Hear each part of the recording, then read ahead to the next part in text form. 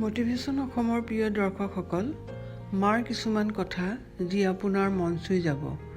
মা মানে মমতাৰ মহল, মা মানে পিয়াহৰ জল, মা মানে ভালপোৱাৰ সিন্ধু, মা মানে উত্তম বন্ধু, মা মানে সীমাহীন ভালপোৱা যি ভালপোৱাৰ কোনো মূল্য নাই।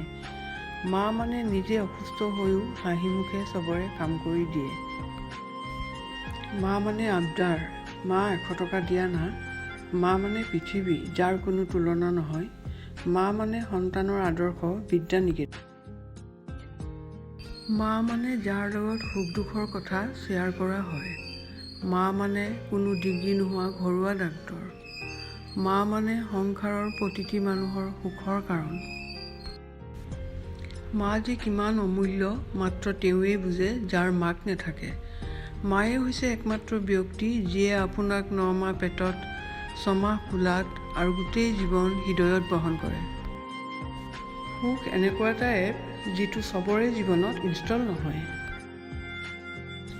নানা ধৰণৰ পাৰফিউম আহিব যাব, কিন্তু মাৰ আচলৰ গোন্ধ সেই একেই থাকিব।